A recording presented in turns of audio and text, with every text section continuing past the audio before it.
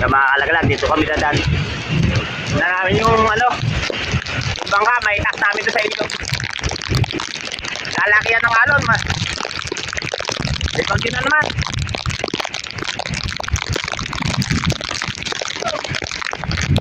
Grabe.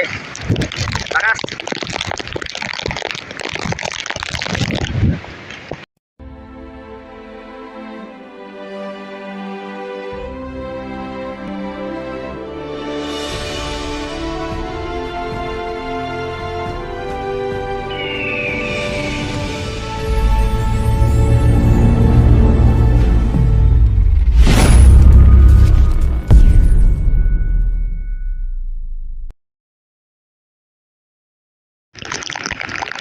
Ayan, nakarating na namin dito sa lugar ng Wawa, mga kalagalan.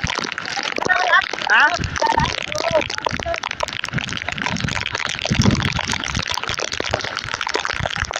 Sobrang lakas ng hangin. Magtataas kami ng bangka ngayon. Gawa ng merong malakas na bagyo na dito rin ulit dadaan sa lugar namin. Lalagay namin sa safety yung mga bangka para malayo sa disgrasya. Grabe ang lakas. O yan mga kalagalag, abutan nyo kami ron sa pagtatasan namin. O yan mga kalagalag, meron pang meron dito yung birds na nalalanda ng hangin sa sobrang lakas. Ayan siya. Mamaya baka pumagalbal doon sa mga kabayan, delikado. Ayan na, napakalapit na.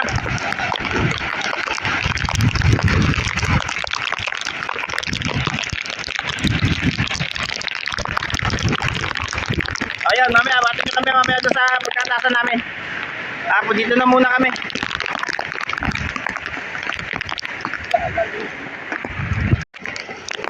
Balik muna kami dito mga kalagalag.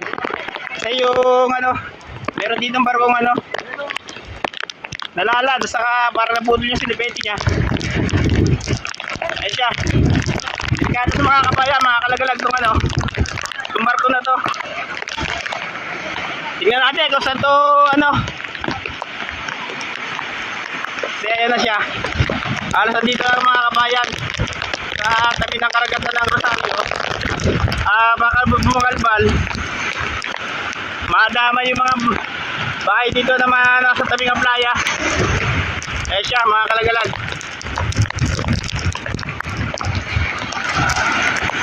Naabatan na rin ang mga tree. Pasyensya na kayo kung malabo yung video ko kasi nababalot lang ng plastic tong cellphone ko. Yung mga kalagalang, sobrang lakas ng bagyo. Nalalad tong barko na to. Nakakawa yung mga arkitekto rito na tatamaan dito. Ayan siya. Sumalapit siya rito sa baybayin ng karagatan ng Wawa dito sa amin sa lugar ng Rosario. Nakakawa yung mga madadamay na mga bahay.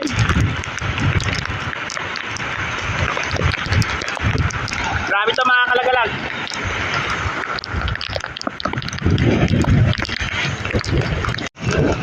Ayan na siya mga kalagalag, napakalapit na.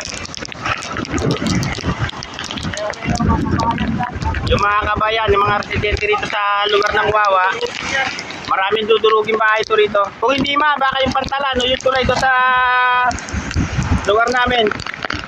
Ibig sabihin boss, kanina pa itong na to? Dito malayo pa. Yun. Kanina mga kalagalag, yung barko na to, malayo pa siya. Halos na pa sa lugar na yun. Yung lakas lang ng hangin. Yun, yung lakas ng hangin na takay-takay na bagyo na to. Nalalad yung barko. Ayan na siya mga kalagalag. Kung nakikita nyo, unti-unti na siyang lumalapit din sa mga kabayan. Ayan siya. Nakakawa yung mga residente. Dito muna tayo. Tingnan natin mga kalagalag kung saan to pupunta o yung dadaog itong barko na to para makikita ko sa inyo kung kung ano mangyayari. Kasi ayan na siya. Lalapitan na natin mga kalagalag. Napakalaking barko na ito.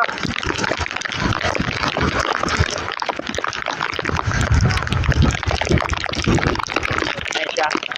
Baka bumagal pa ito sa pantalan. Pasensya na kayo kung medyo malabo yung video ko. Pinipilit lang natin na makuha ng itong barko na to na natatakay ng matinding lakas ng hangin. Ayan siya. Yung mga residente rito na Rosario mga kalagalag. Ayan siya. Kasi kung matatamaan yung tubo ng tubo mga kalagalag ng langis dyan o yung kasi yung lugar na yan mga kalagalag yan yung patalan yung pinag-aano ng crudo at saka langis baka tamaan siya magkaroon ng pagbutas yung tubo na naan dyan. Ayan na mga kalagalag, sumadsad na siya.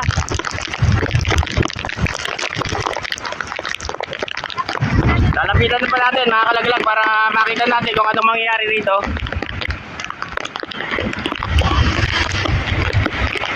Grabe ang nangyari. Tasasad na siya rito sa mga kabayan rito. Yan.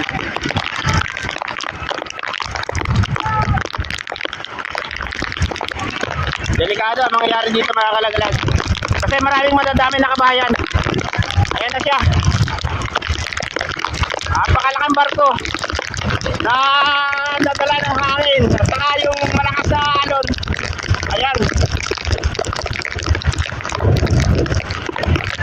Siguro yung nito mga kalagalag, yung pinaka anchor, yung sinipete niya hindi na gumana or nalagot man yung pinaka sinipete, kaya ito ang nangyari. Sumadsad na rito sa may bayan ng Karagatan Rosario itong barko na to. Gawa ng lakas ng hangin mga kalagalag. Ayan siya.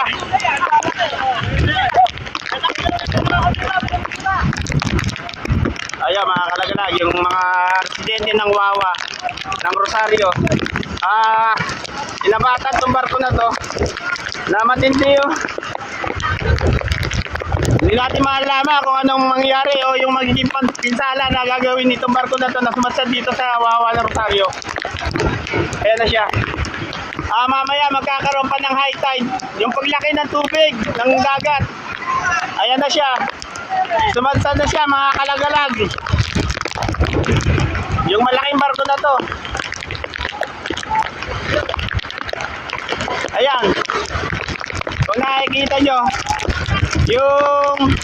yung tatamaan nito, yung tubo nito mga kalagalag, yung tubo ng tubo ng langis o yung rito sa namin sa may Petron.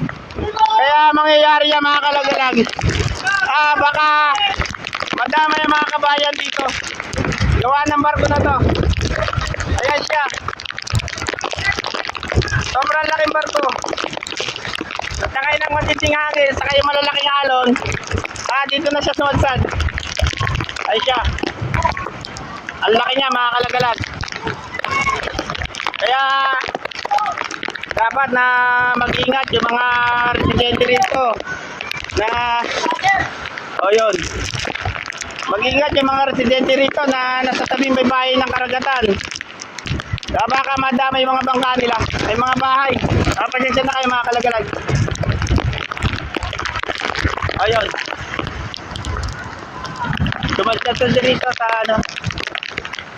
dito sa lugar ng Wawa, dito sa baybayin ng Rosario. Ayan na siya mga kalagalag. Sumadsad na siya.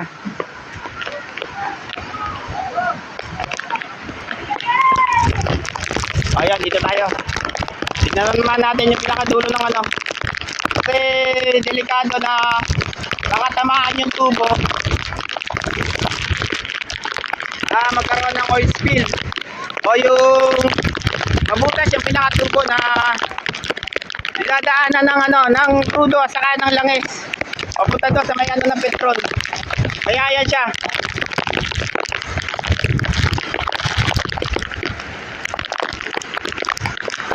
Nakakawa mga residente dito mga kalagalag kasi mamaya hindi pa to yung paglaki niya. Mayroon pa siyang paglaki. Yung paglaki ng tubig baka mamaya pa mga bandang alauna or mga bandang alas 12 pa ng tanghali.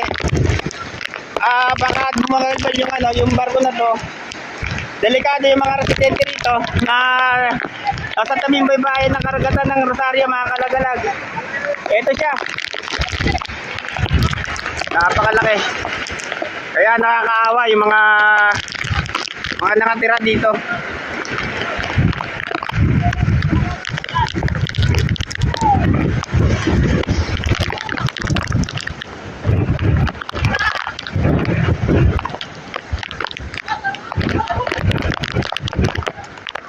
Balik muna tayo dito mga kalagalag.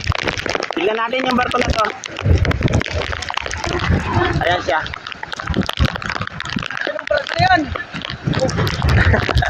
Ayan ba yung mga residente dito.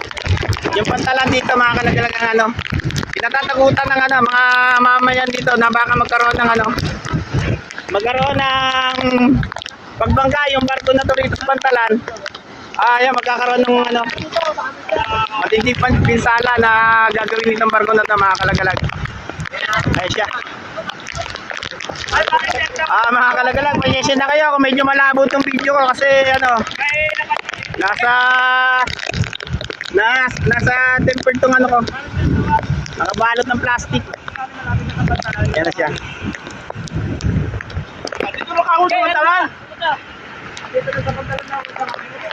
Ayan siya mga kalagalag. Napakalaking barko.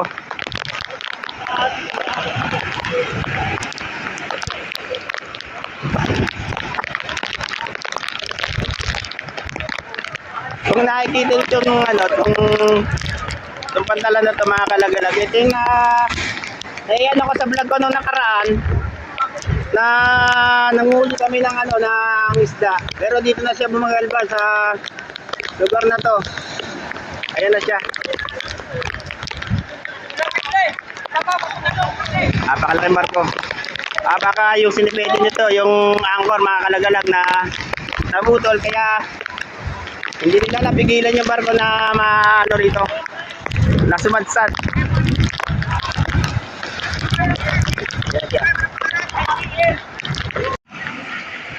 Ayan mga kalagalag. Naglakihan pa yung mga alon niya. Tapos yung paglaki pa nitong tubig, baka lalo pang magkaroon ng ano, pag nagising yung barko na yan, nakakaawa yung mga residente rito.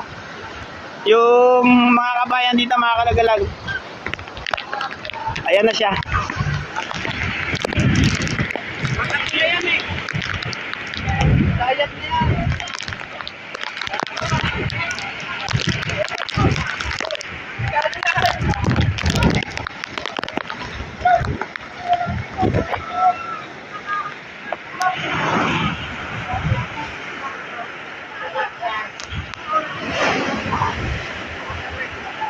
Grabe, napakalaking barko mga kalagalag to. Di natin masabi kung anong dahilan ng pagkakalalad dito. Ayan na siya mga kalagalag. Yung tubo dito mga kalagalag ang iniingatan dito sa lugar na to. Walang laman yan. Wala siyang laman. Ito dito, boss. Wala ko laman yan. Ibig sabihin dito, boss, may laman to. Wala laman yan. Wala. Ayun. Ayun mga kalagalag, wala daw laman to. Pero yung mga kabayan dito ang iingatan na. Meron may inusog yan. Yan na siya. Lalo pa naglakihan yung mga alon. Kalaki.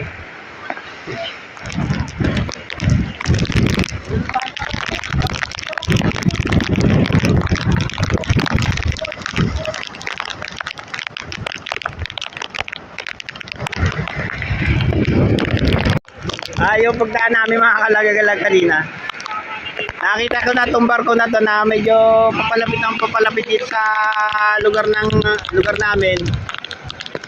hanggang sa ano, hanggang sa nakitaan natin ng ano, ng buo yung video na ipinakita ko sa inyo. Ayun.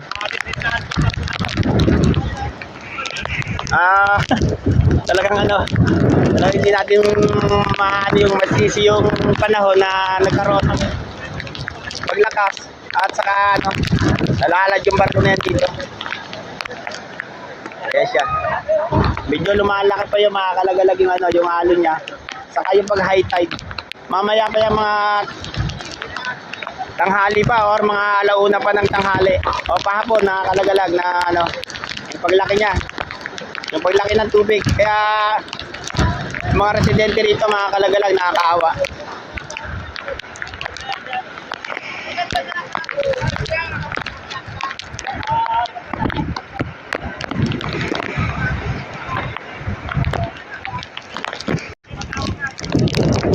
Ayan mga kalagalag.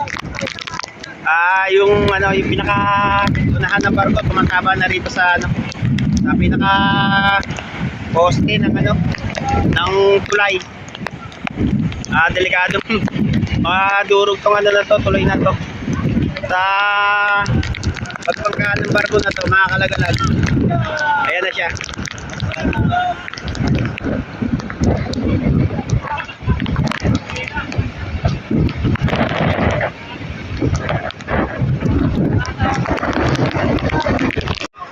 Ayan mga kalagalag. Delikado na ano, na baka madali yung tubo ng ano. Boss, may laman pa to? Wala na yan. Wala na. Tubo na lang. Tubig lang. Ano tao mo na naman rin gabi? Ayan na siya mga kalagalag. Nadudurog na yung pinaka-post ng tulay. Talagang bumagalbal na rito sa tulay itong barko na to, mga kalagalag. Ayan na siya. Mamaya pa paglaki ng tubig dito, mga bandang alauna pa ng hapon, mga kalagalag. Kaya delikado na madamay itong mga ano rito, mga residente o yung mga bahay na nakatira dito, yung mga tao na nakatira dito, mga kalagalag. Mga kabahayan nila, baka madamay sa pagpagalbal ng barko na to.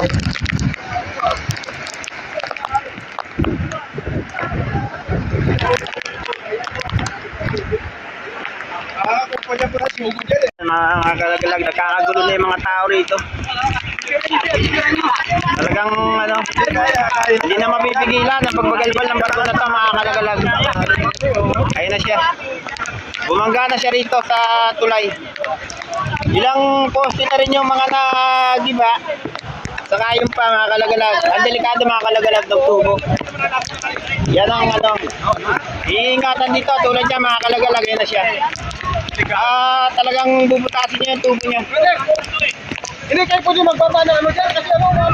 Ayan na mga kalagalag. Talagang ano, grabe, magiging ano, yung sanhi ng pinsala nito. Yung barkong bumagalbal dito sa tulay ng Rosario. Ayan na siya. Lumalaki na yung ano niya, mga kalagalag, yung tubig, nagkakaroon na ng pagtaas, yung high tide. Kaya yan ang nangyayari. Mapagalbal na siya dito.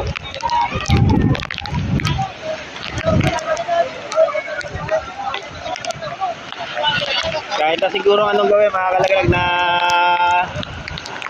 talagang babagalbal pa rin siya.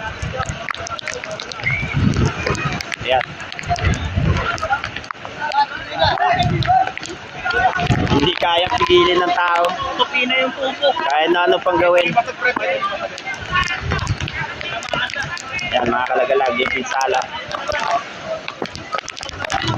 Pare! Pre! Galing kayo doon? Nakataas kayo? Mamaya nga po, taas natin. Wala mataasang doon. Kaya yan.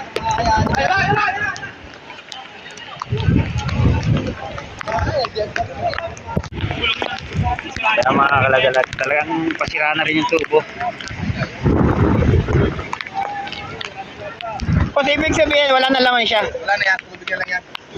Ayun, mga kalagalag, wala na rin laman yung ano, yung pinakatubo nito kasi ano, nakapagkarga na sila ng crudo. sige. Ano ito, oh.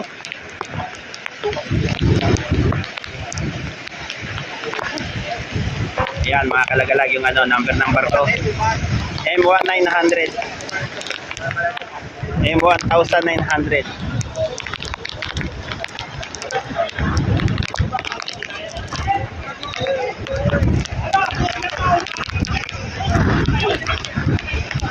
Ayan mga kalagalag yung mga ano, mga crew ng barko. Halos hindi rin sila mapakali sa nangyari dito sa kanilang sinasakyan. Yan, hindi talaga maiiwasan itong ganitong ano, pagkakataon na nangyari sa kanila yung papadpad dito sa lugar namin tong barko nila.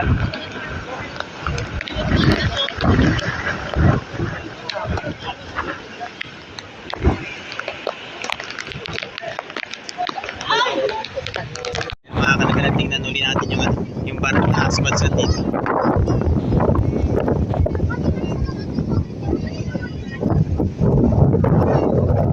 Ayan siya. Buti naman at ano, hindi bumagalbal dito sa mga kabahayan dito. Mga napinsala nga pala ito yung ano lang ng ano, poste na sa katong tubo. Nagkayubi-yubi siya, mga kalagay siya. Baka hindi pa mapalisto itong ano na ito, barko.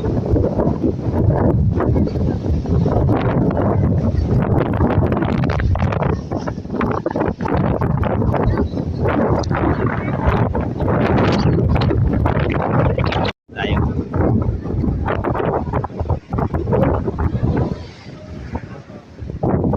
Yan siya mga kalagalaging barkong ano. Kung natin siya mapanig baka ano, bawal panikin. Kaya dito muna lang tayo bibidyo. Buti naman at tumupa na yung laki ng dagat.